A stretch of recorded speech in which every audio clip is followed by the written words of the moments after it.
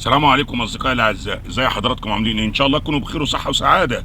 كلنا يمكن شفنا رساله الاخ المقاتل الفدائي الفذ ابو عبيده اللي بثها لنا من خلال شاشات التلفزيون والموبايلات والسوشيال ميديا، اللي بيتكلم فيها عن العرب وان احنا مش عايزينكم تحركوا جيوشكم وان احنا ودايما في كلامه بنلاقي في لغه تأنيب ولغه ان هو عاوز يصغر من شأن الدول اللي حواليه في دخول المساعدات. انتوا حتى مش قادرين تحركوا قوافل المساعدات. الامين العام للامم المتحدة بنفسه شخصية عالمية محترمة بيتعمل لها مليون حساب، ووصل لغاية معبر رفح. جهود مصرية بصراحة احنا في وضع لا نحسد عليه ابدا. طب انا بس عايز اقول لسعادتك كلمتين اتنين، لان انا هنا عاوز اتكلم على حضرتك شوية بساط، وعايز اتكلم برضو على زعيم حماس اسماعيل هنية كلمتين، برضو نفس الكلمتين اللي هيتقالوا هنا ممكن يتقالوا هنا. انتم على راسنا من فوق. اول حاجة انت طالع ليه ملثم؟ يعني انت عشان حاطط الكوفية على وشك. اسرائيل النهارده، ومش اسرائيل لوحديها، دول كتير قوي عندها من التكنولوجيا اللي تعري الانسان تماما من كافة الملابس اللي على جسمه مش على وشه بس. دي نمرة واحد.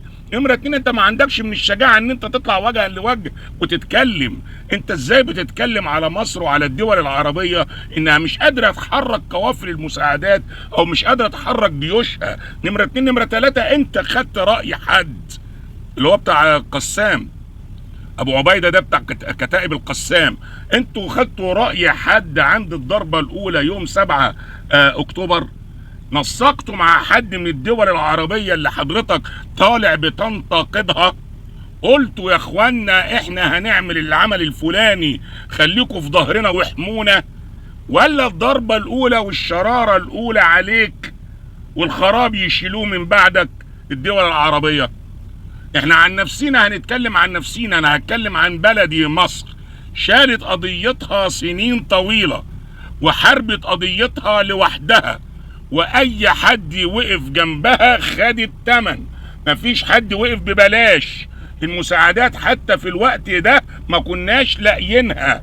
النهارده مصر قلبا وقالبا، حكومه وشعب وجيش واقفين معاكم. لكن ايه الوضع؟ هل مطلوب سعادتك تضرب الطلقه الاولى وبعدين الرشاش يشتغل من مصر؟ احنا برضو موجودين جوه مصر بنشيل بلاوي متلتله على دماغنا جراء هذه الافعال. احنا ما بنقولش ضد الافعال ولا ضد المقاومه، لكن انا قلتها مره واثنين وثلاثه. حضراتكم دخلتوا جوه اسرائيل عملتوا عمل عسكري، ايه اللي خلاكم خطفتوا مدنيين؟ ما انت لو كنت طلعت من جوه معاك عسكريين فقط، واخد عسكريين فقط، كان هيتقال ان الوضع ده وضع حرب واثرنا جنود. لكن لما تاخد مدنيين فاسمها خطفنا، وخطفنا غير اثرنا. خطفنا يعني دي جماعات ارهابية مصنفة ارهابية على مستوى العالم. اسرائيل حشدت الحشود، العالم كله في صفها تعاطفا مع حربها ضد الارهاب، مش ضد ناس بتقاوم. انتوا كده ظاهرين قدام العالم الغربي كله كده. ما مش كل الناس وكل الدول الاوروبية متابعة القضية بتاعتكم زي مصر. فانتوا في نظر العالم الاوروبي او اكتر من 80% من العالم الاوروبي انتوا جماعات ارهابية بتدخل تعمل اعمال ارهابية، وبناء عنه اسرائيل لازم تدافع عن نفسها. ده الكلام المعلن بره، مش كلامي انا. ده مش كلامي انا، ده الكلام المعلن بره اللي هي حشدت الاعلام كله معاها والمحافل الدولية كلها معاها. فسعادتك النهاردة علشان نحل الامور دي لابد من التفاوض ولابد من هدوء اتحمل انت، لان انت عارف الخطوة اللي انت هتعملها. ما كنتش عارف نتيجتها ايه؟ يعني هل انت طلعت ضربت الضربة الاولى ما انتش عارف رد الفعل الطرف الثاني هيقف يقول لك لا والنبي معلش كفاية، ولا هيكون ليه رد فعل ورد فعل شديد؟ فيعني ارجوكم كتائب القسام او حماس او ايا كان الفصيل اللي بيتكلم باسم اهالينا في فلسطين، حاسب على كلامك لما تتكلم وتجيب سيرة مصر، لان اي مساعدات هي موجودة في معبر رفح المصري، المعبر الوحيد المطل عليكم هو دولة تانية. انتوا عندكم 6 معابر تانيين، ال6 معابر تانيين اتفضلوا حضراتكم اتوجهوا ليها واطلبوا العون منها. المعبر الوحيد ناحية مصر هو معبر رفح، واحنا عمرنا ما هنتخلى عن اهلنا وشعبنا وشرفنا داخل قطاع غزة وداخل الأراضي الفلسطينية.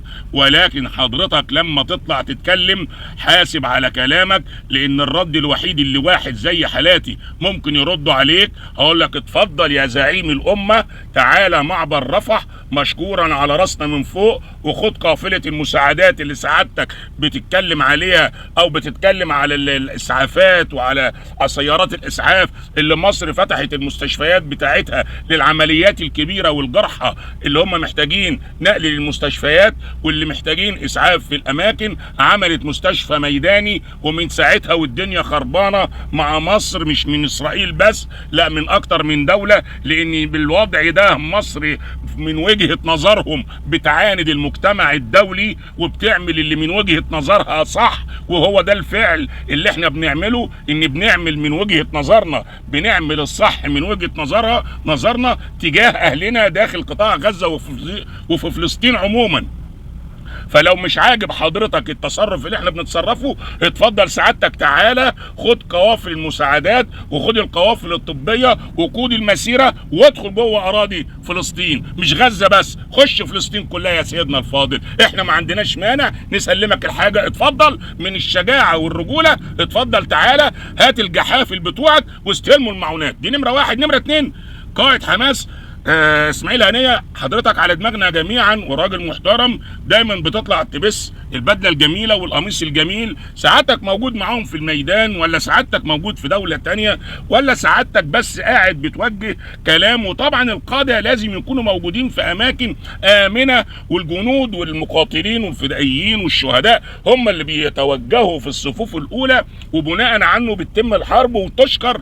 لان احنا ما شفناش زعيم الا لما بيكون موجود برضه في ارض المعركه. دايما احنا بنتكلم عن نفسنا مصر، يعني الحرب اللي احنا حاربناها سواء في عهد الزعيم الراحل جمال عبد الناصر او الزعيم الراحل محمد انور السادات، كانوا دايما بيكونوا موجودين في ارض المعركه مع الجنود. سعادتك بتبث رسائل من الخارج، ودلوقتي بدات تقول للناس في غزه دبوا ناحيه معبر رفح، اخرجوا ناحيه المعبر، اهجموا على المعابر. معابر ايه؟ هو في معبر رفح؟ يعني انت النهارده بتطلب من الناس جوه غزه ان يهجموا على معبر رفح، دوله حره لها سياده ومستقله كل مشكلتها ان هي جاركم وشايله القضيه الفلسطينيه على عاتقها قلبا وقالبا، علشان تقدم المساعدة بأي شكل من الأشكال، تقدم الدعم بأي شكل من الأشكال، بتقدم كل ما تملك من قوة بأي شكل من الأشكال. وقدام اللي احنا ممكن نقوم بيه بيحصل لنا مشاكل وبنتحملها، وضبط النفس، وبالنادي وبنقول النفس الطويل وضبط النفس وكل ده، وسعادتك جاي في الآخر بتطالب الناس إنها تهجم على المعبر أو تتوجه ناحية المعبر. إيه المطلوب؟ طيب ما تيجي سعادتك كده اعمل فيديو وسيبك من المكتب اللي انت قاعد فيه وسيبك من الكلام ده كله، وبثه من داخل غزة في السوق مثلا، الاسواق، في المناطق المضروبة. عايزين نشوفك قدام مستشفى من المستشفيات، عايزين نشوفك قدام مبنى منهار من المباني، عايزين نشوف سعادتك وانت بتمد ايدك حتى لو قدام الكاميرا بس بتشيل جزء من الانقاض، يعني بتحاولوا تطلعوا طفل من تحت الحديد او من تحت الطوب. يا سيد الفاضل احنا برضو حصل لنا مشاكل كتير في 67 وقبل 67، لكن ما كانش عمرنا عندنا يأس ولا يئسنا لحظة. ولو في بطولة في العالم كله بتتعلمها من مصر، البطولة منشأها مصر، والفدائية منشأها مصر، والشهادة منشأها مصر. احنا طلعنا من السويس ومن بورسعيد وتهجرنا داخل مصر، داخل القاهرة. بدل ما تقول لشعبك روحوا دبوا ناحية المعابر، طب ما تدخلوهم رام الله. انا مش هقول بقى روحوا ودوهم في اي، لا، رام الله ودوهم الجزء الثاني. واجهوا ساعة ما سعادتك ما امرت بالضربة الاولى ما كناش عارفين ان في مذابح هتتم مع اهالينا؟ ولا سعادتك امرت بالضربه الاولى والضربه الثانيه مفروض مصر هي بقى اللي تدخل وتشيل؟ مش معقوله. الخنادق والانفاق اللي انتوا امرتوا بصنعها وماشي، كل ده امر جميل. ما عملتوش ملاجئ تحت الارض، الناس ملجأ او 2 أو 3 لغايه النهارده الناس تهرب ليهم وقت الضرب ووقت المدفعيه ما بتدق البيوت. يعني انتوا عملتوا لنفسيكم ممرات وانفاق، ما عملتوش للشعب ليه ملاجئ تحت الارض يهربوا ليها او يهربوا من موقع لموقع من خلال ملاجئ تحت الارض؟ وانتوا اساتذه، انتوا اساتذه في صنع الانفاق. ليه ما امرتوش يا سيدي الفاضل بصنع ملاجئ تنقذ ارواح الشهداء لغايه ما الضرب يقف ثواني ويطلعوا يهربوا يروحوا في اي حته مثلا؟ ما هو من ان انا اقف في وش المدفع دي مش رجوله. لكن سعادتك دخلتوا وعملتوا عمل عسكري تشكروا عليه، ختمتوا ان انتوا خدتوا ناس مدنيين، هيجتوا العالم كله عليكم. النهارده بدل ما تطالب شعبك بالدخول جوه الاراضي الفلسطينيه بتطالبهم بالخروج ناحيه المعبر. مصر لم توفر اي مجهود لخدمه القضيه الفلسطينيه، بتتكلم اكتر ما بتتكلموا انتوا، بتتكلم بلسانكم اكتر ما بتتكلموا، بتطالب باكتر من اللي انتوا بتطلبوه، بتقف وبكل الدعم وبكل القوه وبنشحت من العالم كله عشان نقدر نوفي احتياجات القطاع واخواتنا واولادنا واهالينا الفلسطينيين. وده شرف لينا، ده شرف لينا. احنا ما بنطلعش من جيوبنا وبنشحت حد، ده انتوا اهلنا واللي نقدر نعمله. لكن في كلام بيطلع كده في وسط الايام بيعكر صفو الدنيا كلها. ارجو ان الناس تحرص، بالاخص القاده المحترمين. ابو عبيده خليه من الشجاعه والرجوله والوطنيه والفدائيه وكل حاجه حلوه، شيل اللسام اللي على وشك وانت بتتكلم. ايه المشكله؟ وجهك يبان للعالم كله. ايه المشكله؟ مش انت بتعمل عمل شرف وبطولي؟ والاستاذ برضو اسماعيل هنيه، كلكم على راسنا من فوق، كل قاده حماس وكل قاده فلسطين، ومحمود عباس ابو مازن اللي بيقول احنا بقالنا 40 سنه معترفين بدوله اسرائيل، يا ريت هم كمان يعترفوا بينا. يعني احنا مصر عمرها ما كانت خاينه للقضيه الفلسطينيه. مصر لما ندهت بالسلام ما حدش وقف جنبها وقال يلا ايدينا في ايديكم ونعمل سلام. احنا عملنا سلام لكن ما عملناش تطبيع كامل. عملنا سلام كانت نتيجته ان احنا استردينا ارضنا بدون اي طلقه رصاص واحده تنضرب. لكن النهارده لو في طلقه رصاص هتنضرب بسبب دفاعنا عن اي قضيه وطنيه وشرف لينا. اخوانا أرجوكم نحرص على كلامنا لما نتكلم ونجيب سيرة مصر. تحيا مصر، تحيا مصر، تحيا مصر. السلام عليكم.